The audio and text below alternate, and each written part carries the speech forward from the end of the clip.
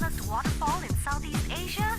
Take a dip at the Song Waterfalls, only in Jeli, Kelantan.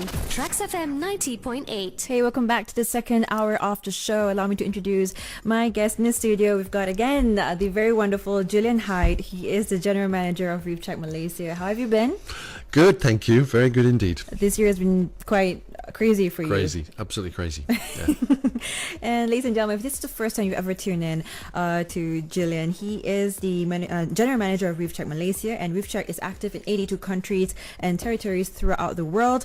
It is a non-profit organization that was registered in 2007 to engage with the local community to raise awareness for the importance of and threats to coral reefs. And today, Julian, we're talking about the celebration of the International Year of Reef, IYOR 2018. Yep. Yeah, so tell us all about it. What is the International Year of the Reef? Well, very simply, it is a program established by a number of multilateral agencies. So United Nations Environment Programme's behind it. The International Coral Reef Initiative runs it. Right. And it's basically a way to get people to focus attention on coral reefs. We have the International Year of the Turtle. We've had the International Decade of Biodiversity. Yeah. These things get nominated by different people at different times. But this is the third IYOR. I call it IYOR. Other people call it IYOR, yeah. Okay. The last one is 2008. The first one was 1998. So this is the third time around. And it gives us a chance to do lots of events in conjunction with lots of other people. I see. And basically raise awareness across the board about coral reefs, marine ecosystems, oceans in general, and say how important they are, and try to get people to understand we really couldn't survive without them. Yeah. Either the reefs or the oceans.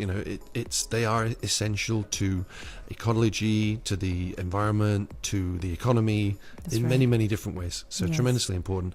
And this is our opportunity to spend the year trying to tell people about it and raise awareness.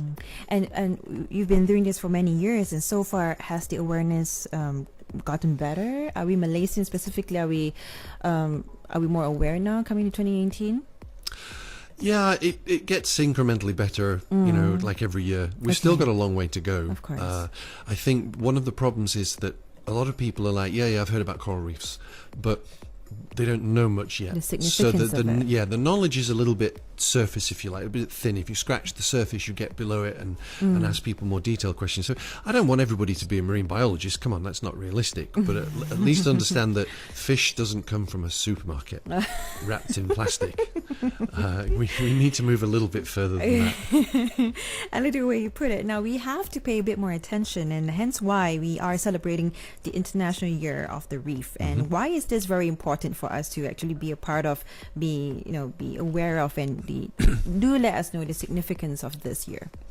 Well, okay, look at it like this. If you watch a rainstorm in KL and you're standing by the rivers, and I cross the river every day to and from work, and when it's been raining, there is a carpet of trash floating down the rivers, okay? Yeah. And that trash ends up far, far away, in a land far, far away, where people lose sight of it and they lose interest in it. They don't know what it does. They don't know what impact it's having. Right. But it's all coming from the cities, right? Yes. You just watch the Klang River after a heavy rainstorm and oh my goodness, it's terrible.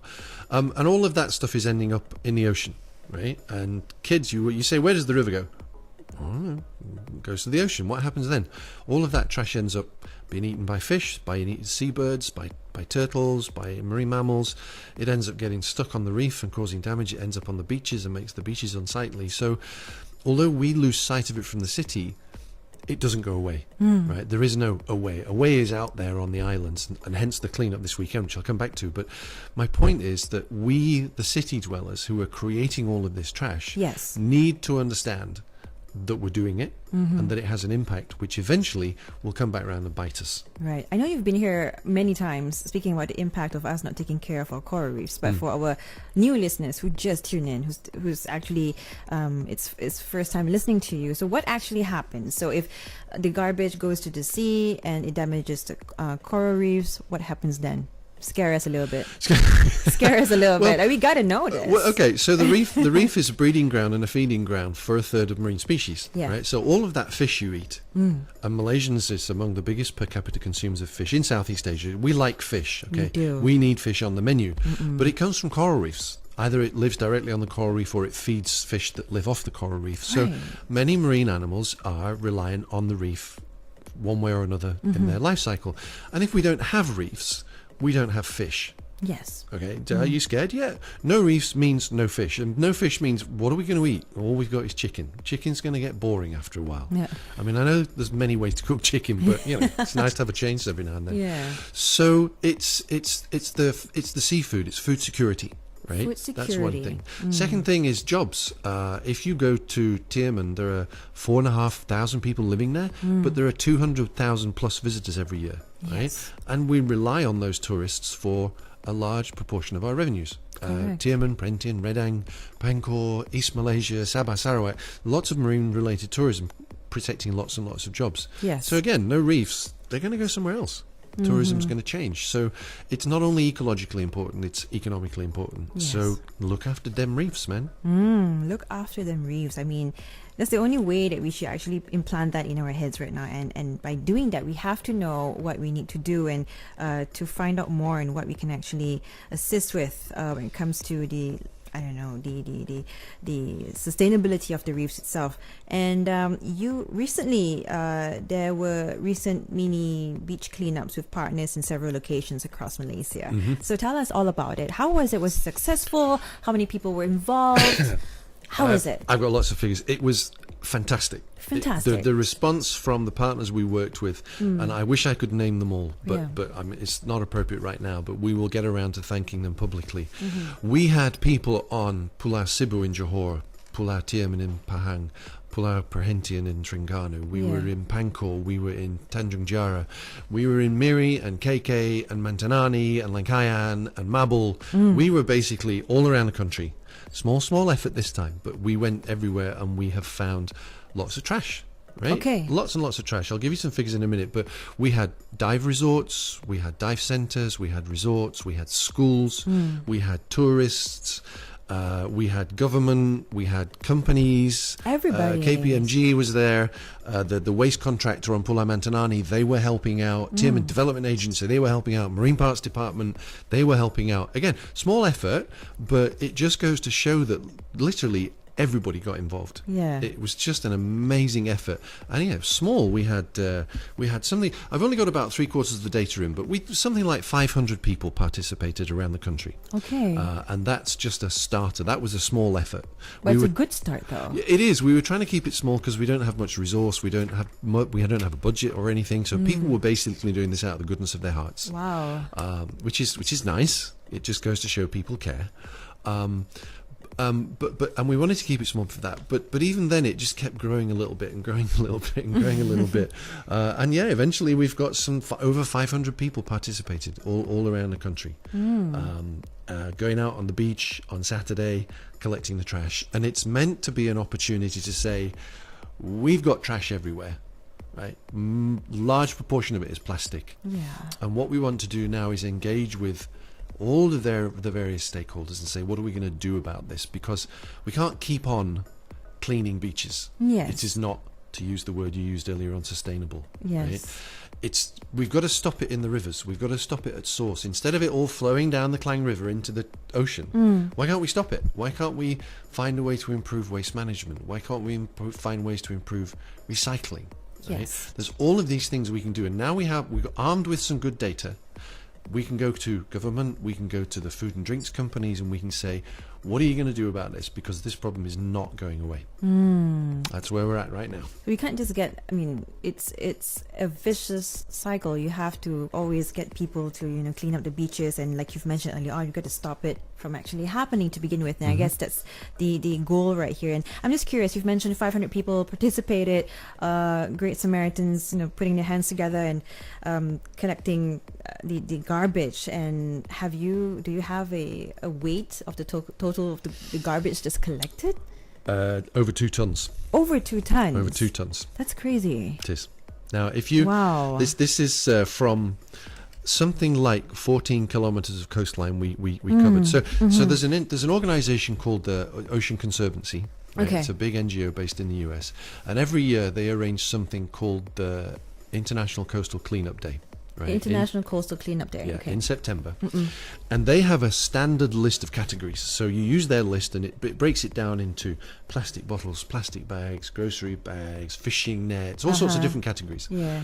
And you record things like how many people were involved and how much coastline, what sort of length of coastline you did. So our volunteers on Saturday covered about 14 kilometres of coastline, right? And they collected 2.1 tons of trash. Now, Malaysia's got a coastline of about 4,600 kilometres. Oh, so wow. if we extrapolate that, right, that 14 kilometres, if the amount of trash everywhere is the same, we're talking about 7,000 tons on the beaches. Oh dear. Right, and to put that into perspective, Malaysia generates something like 30,000 tons of waste a year. So nearly a quarter of that is sitting on our beaches. God, I sure hope that you're listening to the details right now, ladies and gentlemen, because it is scary. And if we continuously do this and not taking care, and even the thought of just throwing your garbage out of your car or into the rivers and whatnot doesn't make you feel bad or anything, then you've got a problem, because this is definitely not helping. We are all part of the problem. And I'll give you a case study. We've been working on Mantanani Island for a few years now. Mantanani is in Sabah, just north of KK. Right. And this actually all started off last year when I was on Sabah and I'm on Mantanani. I'm standing on the beach again, but I'm not actually standing on the beach. I'm standing on plastic on the beach. Literally, the beaches at the time were just covered in plastic, and I thought, we've got to do something about this. And there's drinks bottles and shampoo bottles and bleach bottles, all sorts of plastic stuff and other trash on there as well. But I thought, well, we've got to change this, and that's what kicked this whole thing off in my head and said, okay, let's start off with a little cleanup and see if we can get people engaged. So we've been speaking to Coca-Cola, we've been speaking to F&N. We recently had a meeting with the Malaysian Plastics Manufacturers Association, who've now set up a sustainability committee so to look at this sort of thing. So these are small steps in the right direction. So we're behind them saying, come on, move forward, keep it going forward. That's what we want to do, is to encourage what other people are doing. We can't do it all ourselves. I mean, this is not about us. This is about the 500 people who helped us at the weekend. But on Mantanani, it was a problem, and it's not only unsightly, but it's ecologically damaging. So tourists are going there, and they come and they see beaches covered in plastic. Yeah. They're not going to come back. They're going to tell their friends, don't come back. Yeah. Turtles can't nest anymore because they can't get to the beach. Of course. It washes into the sea, and animals are eating it. We've all heard the stories about how fish now have got microplastics found in them. Seabirds are dying because they're eating plastic which they think is fish. All of these horror stories, you don't have to listen to me. These are documented online. Just Google Laysan albatross, for example, in Midway, where the adults are feeding their chicks plastic which is floating in the ocean, and the chicks are dying because they're not eating. Yeah. Right? Just one small example. Now, what's happened on Mantanani is that the local government, or actually federal government and local government working together, have appointed a waste contractor, and they started doing cleanups, and guess what? Oh. The beaches are clean. It's outstanding. Oh, right? wow. The difference is like, my goodness. In fact, on Mantanani at the weekend, we had trouble finding a bit of beach to clean up. I Right, see. for our effort, because they're doing such a good job that most of the tourist areas are cleared now. So it can be done. It can be Right, done. it can be done. But for example, one of the resorts we work with in KK says that they spend 100,000 ringgit a year just cleaning the beach for their tourists. That's money wasted, right? Plus, once it's all gathered together, you can't really do much with it except landfill it. So we're only really part solving the problem, right? Yes, we clean the beaches unless it looks nice for a while, but we're spending a lot of money, wasting a lot of money, doing something which could be avoided. So we need to go back to the beginning, like I said, and start changing habits, making people aware.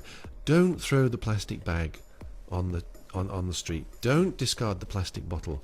Let's find incentives and methods and mechanisms to persuade people to change their habits. Right. Then we won't have to clean the beaches anymore. That's very true. I mean, at the end of the day, I guess it's all about common sense and the mindset that we have to have. But yes, you know what? The effort has been done, and the figures that you've just given us here for our listeners to hear, I'm sure it somewhat has sparked some sort of feeling of responsibility that we should actually play our part and not be the part of the problem. Now, let's take a short little break to allow all of you guys to digest and to think about it. Next time you want to throw your garbage out, please be mindful. Do not discard it or recycle it appropriately. And ladies and gentlemen, I'm speaking to Julian Hyde. He is the General Manager of Reef Check Malaysia. I'll be back after this tune. Do not go anywhere. This is TRAXX FM. Known for its beautiful beaches facing the South China Sea. Time to laze around under the sun in Kuantan. TRAXX FM 105.3. When children's safety is concerned, it doesn't take much for them to drown in flooded areas. In some cases, less than 5 minutes. So keep them safe from harm and close to you at all times.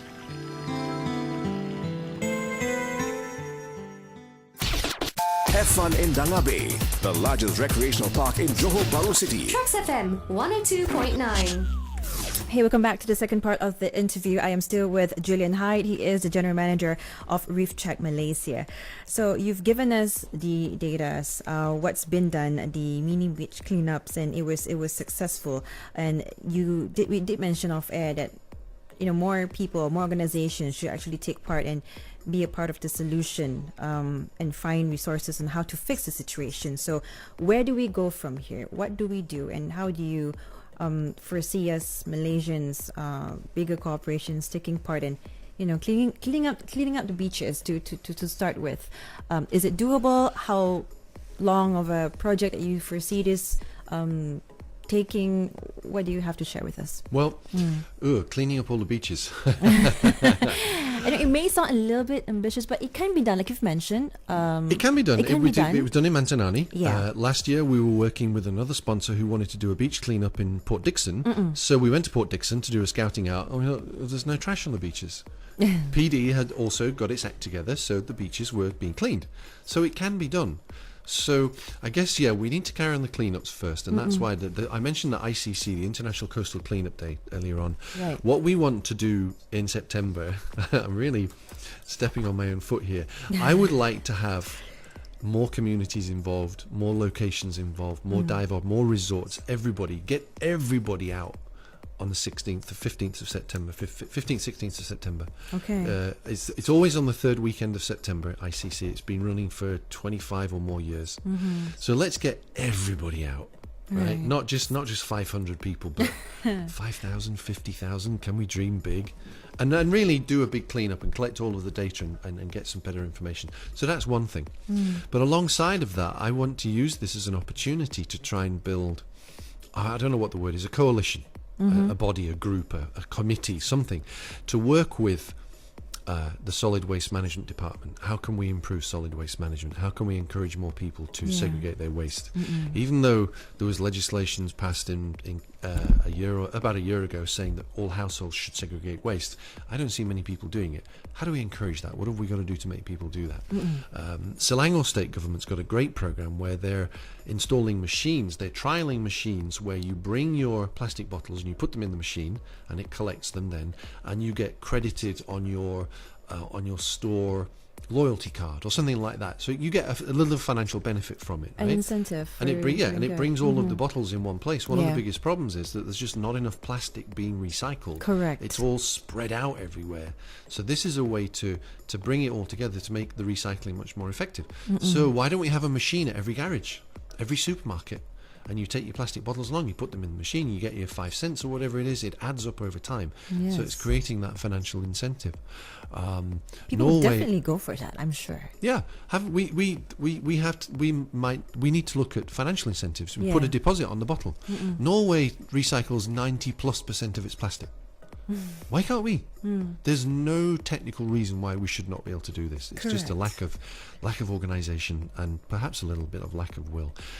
There's technologies where you can shred it and melt it and form it into new products, right? That's another example. Online sources of information that tell you how to do all of this sort of thing. So we can recycle it, we can make it into new things, we can stop it at source.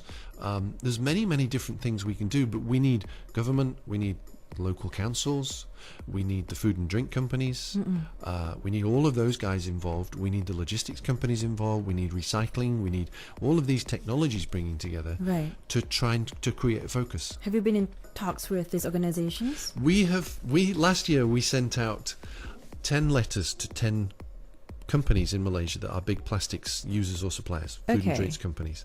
How did that go? We heard back from Coca-Cola, who are still talking to us. They acknowledged, when we saw them, they acknowledged that they have dropped the ball as they said, on packaging, that they've been focusing more on doing something about sugar and water recycling, but they recognise they need to refocus on packaging, and they want to increase their recycling rate. In fact, they announced a couple of weeks ago that by I think 2030 they will recycle 1 bottle for every bottle they sell. That's a good start. We talked to FNN. They're also interested. We're still talking to them. We sent an email to Nestle, Okay. who wrote back to us and said they weren't interested. Oh. Okay, we'll leave that one there. So we're still talking to them. We've been speaking recently to the Malaysian Plastics Manufacturers Association, like I said.